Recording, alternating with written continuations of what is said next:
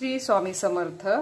श्रावणी रेसिपीमध्ये तुमचं खूप खूप स्वागत आहे। तर आज इथे तुम्हाला शिळ्या पोळीचं सँडविच करून दाखवणार आहे। अशा पद्धतीने खूप सुंदर असं बटाट्याची भाजी किंवा बटाटे उकडून तुम्ही अशा पद्धतीने करू शकता। एकदम सोप्या पद्धतीने आहे, लहान मुलाला खूप आवडेल। तुम्ही एकदा नक्की ट्राय करा। चला तर मग आपण लगेच रेसिपीला सुरुवात करूया। एकदम सोप्या पद्धतीने आहे। उरलेल्या चपातीपासून आपल्याला सँडविच बनवायचं आहे। इथे माझ्याकडे 4 पोळ्या उरलेल्या आहेत आणि माझ्याकडे दुपारी केलेली बटाट्याची भाजी होती, ती आपल्याला थोडीशी मॅश करून घ्यायचं आहे। जर तुमच्याकडे बटाटे असतील तर उकडले ते पण टाकू शकता। ही भाजी वेस्ट जाईल म्हणून मी अशा प्रकारे टाकत आहे मध्ये सँडविचमध्ये। भाजी छान मॅश करून घेतलेली आहे म्हणजे असं। आता याच्यामध्ये कट केलेला कांदा घालते बघा।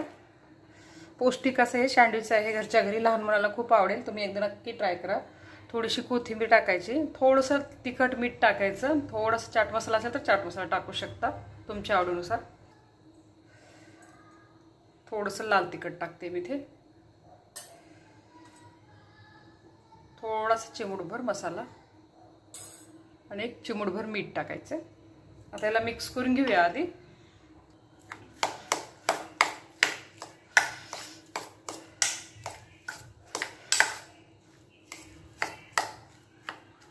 बटाट्याची भाजी आणि कांदा छान मिक्स करून घेतलेला आहे।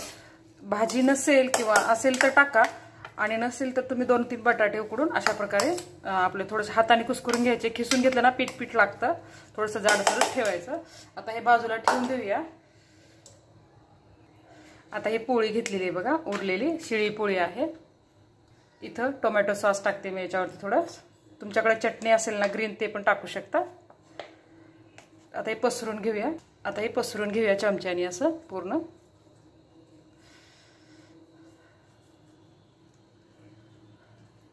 आता पोळीच्या एका साईडला आपल्याला हे आपण जी भाजी तयार केलेली आहे सँडविचसाठी ती टाकून घ्यायची आहे।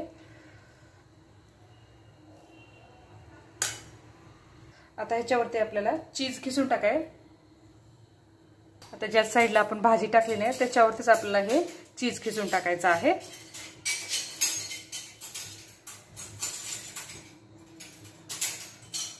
चीज जी खिसल्यानंतर मी तवा गरम करायला ठेवलेला आधीच। आता ही पोळी आपल्याला थोडीशी अशी फोल्ड करायची आहे आणि छान बटर टाकून, तूप किंवा बटर जे आवडते त्या पद्धतीने टाकून आपल्याला छान खरपूस असं हे भाजून घ्यायचं।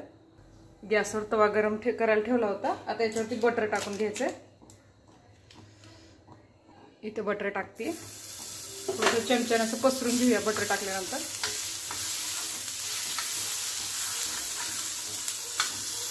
आता हे सँडविचसाठी जी पोळी तयार केली आपण ती अशी ठेवायची वरती, आणि छान खालचा भाग भाजला ना की आपल्याला पलटवायचे आहे।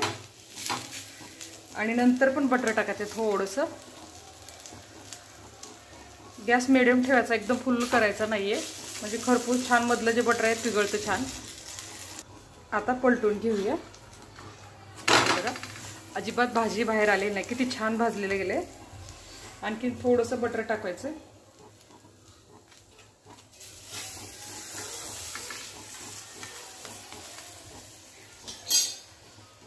इथे खालतून पण छान भाजलं गेलेलं आहे दोन्ही पद्धतीनं। आता दुसरा पण पोळी मी त्याच पद्धतीनं अशी भाजून घेणार आहे। सगळ्या जे आपण राहिलेले ते आहेत ना सँडविचच्या, त्याला कट पण करून दाखवते तुम्हाला। आता हे आपल्या इथे तयार आहे, काढून घेऊया। आणखीन थोडंसं बटर टाकते मी, तिकडे तयार केलेलं आहे दुसरं पण सँडविच। आता हे पण अशाच पद्धतीनं टाकूया, आणि अशाच पद्धतीने जे आधी भाजला होता ना त्याच पद्धतीने हे पण भाजून घेऊया। शिळ्या पोळीचं सँडविच आपण कट करून घेऊया।